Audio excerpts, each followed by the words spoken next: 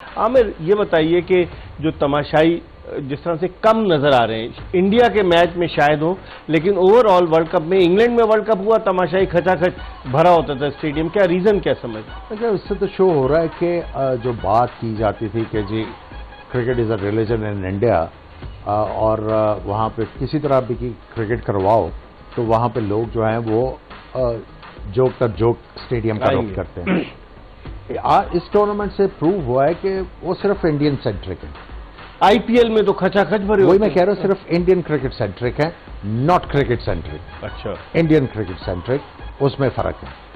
So I think अब काफी लोगों को अंदाजा हो जाना चाहिए कि भाई अगर वर्ल्ड कप आप इंग्लैंड में करवाते हो तो ग्राउंडें जो है खचाखच भरी होती है। Even south Africa, West Indies में, ऑस्ट्रेलिया, वेस्ट इंडीज में ग्राउंड्स भरी हुई थी। पिछले जो वर्ल्ड कप T20 हुआ, सरप्राइजिंगली ऑस्ट्रेलियन मैचेस के ऊपर लोग नहीं आए। हाँ, ऑस्ट्रेलिया के जो मैच हुए, अदरवाइज जितने भी मैच, इंडिया पाकिस्तान का मैच खचाखच भरा हुआ, इवन इंग्लैंड के मैचेस पे बहुत ज्यादा लोग आए। सो आई थिंक कि इंडिया का जो ये क्लेम है वो नलिफाई हो गया। लेकिन ब्रेक से पहले आप ऑस्ट्रेलिया की बात कर रहे थे और इंडिया के मैच की। समहाउ इकबाल भाई, इस दफा जो ऑस्ट्रेलिया की टीम है वो आपको वो वाला कॉन्फिडेंस नहीं दे रही कि ये वर्ल्ड कप जीत, वो प्लेयर नजर नहीं आ रहा, वो एक्स फैक्टर नहीं है। सही, अगर आप दूसरी टीमों को देखें तो एक्स फैक्टर आपको नजर आता है। ऑल्दो इंग्लैंड की टीम पिछला मैच हारी है, लेकिन एक्स फैक्टर है। अगर वो लेके आते हैं रीस टॉपली को अपनी लाइनअप में तो उनकी बॉलिंग भी बड़ी तगड़ी हो जाएगी। देखिए इनके जो स्टीवन स्मिथ हैं, कप्तान भी रहे हैं, फॉर्म में नहीं है। एक मिच मार्श हैं जो कंसिस्टेंटली रन करते आ रहे हैं। डेविड वार्नर भी किसी मैच में करते हैं और बाकी मैचों में खामोश हो जाते हैं। तो ये जो लाइनअप है और इनकी जो बॉलिंग लाइनअप है, जिस तरह इनके लेफ्ट आर्म फास्ट बॉलर हैं अपना मिचेल स्टार्क, अगर आप उनकी बॉलिंग देखें इन कंडीशंस में वो गेंद करते हैं आगे, यहाँ पे खुली वो ड्राइवे खाते हैं। सो आई थिंक अगर उनका गेंद अगर स्विंग नहीं करता, सीम नहीं करता, तो आई थिंक वो बड़े इजी ऑप्शन बन जाते हैं बैट्समैनों के लिए। सो ये वाली लाइनअप जो है वो समहाउ आपको वो वाला कॉन्फिडेंस नहीं दे रही कि ये वर्ल्ड चैंपियन मटेरियल है। अगर आप इस बॉलिंग लाइनअप को देखें, अब फास्ट बॉलिंग में तो एक कप्तान हो गए पैट कमिंस, उनके अलावा फास्ट बॉलिंग में जो अपने जोश हैजलवुड भी हो गए और मिचेल स्टार्क भी हो गए। उनके अलावा कैमरून ग्रीन वगैरह ये मीडियम पेसर्स हैं और इनकी पिटाई नहीं होगी, आप समझते हैं, इस तरह के बॉलर्स? जी हाँ, बिल्कुल, ये सही कर आमिर भाई की बात को एग्री करूंगा कि पहली दफ़ा ऐसा लग रहा है कि ऑस्ट्रेलियन टीम ऑन पेपर इतनी स्ट्रांग नहीं है। फिर अगर आप पीछे से सीरीज इनकी 2-3 देखते हुए तो स्ट्रगल कर रही है इनकी बैटिंग भी और बॉलिंग भी, मतलब कॉन्फिडेंस थोड़ा सा लो है साइड का, और बॉलिंग में इतना डेप्थ नजर नहीं आ रही। जंपा भी इतनी फॉर्म में नहीं है जिस तरह वो पिछले दिनों फॉर्म में थे, तो कहीं ना कहीं स्ट्रगल। ग्लेन मैक्सवेल वापस आए, आप समझते हैं कि ऑफ स्पिन बॉलिंग के जरिए इन विकेट्स पर वो सक्सेसफुल होंगे? मेरे ख्याल में बिल्कुल थोड़ा सा बॉलिंग तो करेंगे वो, क्योंकि यहाँ पे जितने ज्यादा जिस तरह की बॉलिंग कंडीशन है, आपको 6 से 7 बॉलर हर टीम के बॉलिंग कर रहे हैं। इनके पास एक ही स्पेशलिस्ट स्पिनर है, एडम जंपा की सूरत। जी हाँ, बिल्कुल मुश्किल हो सकती है इनको, ये पेस पे जाएंगे, अपने पेसर्स पे ज्यादा डिलाई करेंगे। जो इकबाल भाई, इनके पास ऑप्शन कम है स्पिन बॉलिंग का। अगर आप देखें, एडम जंपा है और सिर्फ मैक्सवेल है जो कि पार्ट टाइम है, तो इनके पास स्पिन बॉलिंग में थोड़ा कम है। पाकिस्तान के खिलाफ प्रैक्टिस मैच में इन्होंने लबोशेन से बॉलिंग कराई, इन्होंने स्टीव स्मिथ से कराई। हालांकि जब स्टीव स्मिथ क्रिकेट में आए थे एज अ लेग स्पिनर आए थे, बाद में उन्होंने लेग स्पिन छोड़ दी। फिर उसके बाद इन्होंने डेविड वार्नर से भी बॉलिंग करा दी, वो 2 ओवर में 41 रन दिए।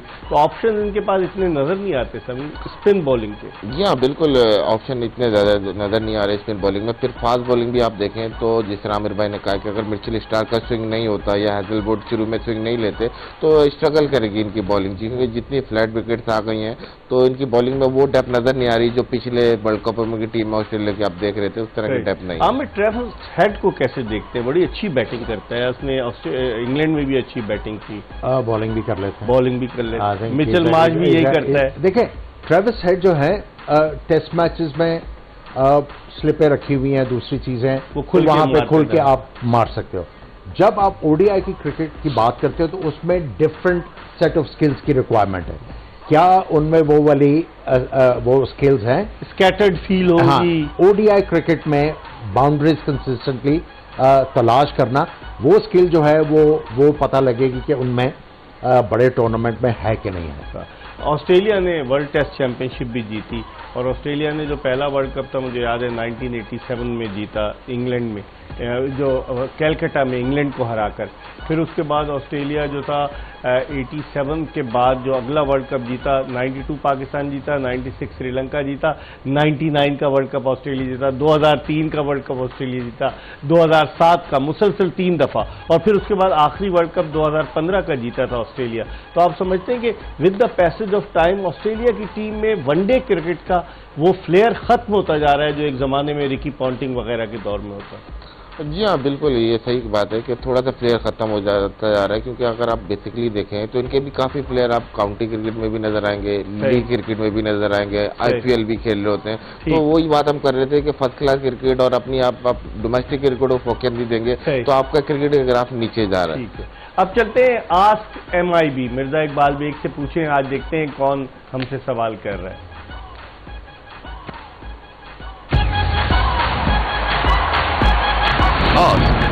मिर्जा इकबाल बेग।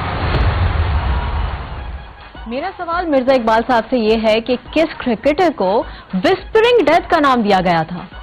ये बड़ा आसान आपने सवाल कर लिया। मैविश वेस्ट इंडीज के माइकल होल्डिंग थे, जमैका से उनका ताल्लुक था, और जब वो गुजरते थे अंपायर के पास से तो जो अंपायर डिकी बर्ड थे उन्होंने कहा कि पता ही नहीं चलता, हवा का झोंका गुजर जाता है। और विस्परिंग डेथ उन्हें इसलिए कहते थे कि उनकी इतनी तेज गेंदें होती थी, बैट्समैन परेशानी का शिकार होते थे, और जब वो उस जमाने में हेलमेट तो आ गया था लेकिन जब वो बॉलिंग करते थे तो बैट्समैन पर खौफ सवार होता था। आमिर, आपने आपको ये भी पता होगा वो कौन से हॉस्पिटल में पैदा हुए ये तो ये मुझे शोएब मलिक ने एक दफा कहा कि आपको तो नादरा में होना चाहिए कि आप सारी डिटेल, लेकिन बहरहाल माइकल होल्डिंग एक बड़ा नाम था और कमेंट्री में बड़े ब्लंट थे, उनको फिर हटा दिया गया कमेंट्री से बाद में। अनफॉर्चुनेटली जी, आप मजल नहीं कर सकते। आप जब किसी से कमेंट्री या like we are sitting in the studios, आप उनकी ओपिनियन के लिए आप बैठाते हैं। अगर आप उनके खिलाफ ओपिनियन शुरू कर दो, आप जो है आपको रिस्पेक्ट करनी पड़ेगी ना हर किसी की ओपिनियन।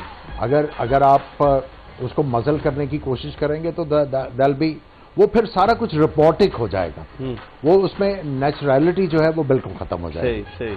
अब हमने जो आपसे पूछा था कि क्या आप जानते हैं, आपको एक मरतबा फिर सवाल दिखा दें कि जो इंटरनेशनल क्रिकेट काउंसिल ICC कब कायम हुई थी। आपको इसका जवाब देना है कि 1965, 1989, 1909 और 1950। तो ICC जो थी वो 1909 में कायम हुई और फिर उसके बाद इसका इंपीरियल क्रिकेट काउंसिल भी नाम रहा, फिर उसका नाम इंटरनेशनल क्रिकेट काउंसिल हो गया और आजकल तो ये इंडियन क्रिकेट काउंसिल है, लेकिन ये ICC जो थी 1909 में कायम हुई थी। तो इसके साथ ही आज के इस शो का वक्त खत्म हुआ। कल इंशाअल्लाह ताला जिंदगी ने वफा की तो दोपहर 12:30 बजे आमिर सुहेल और मोहम्मद समी के साथ दोबारा आपकी खिदमत में हाजिर होंगे। मिर्जा इकबाल बेग और एक्सप्रेस न्यूज की पूरी प्रोडक्शन टीम को इजाजत दीजिए। अल्लाह हाफिज।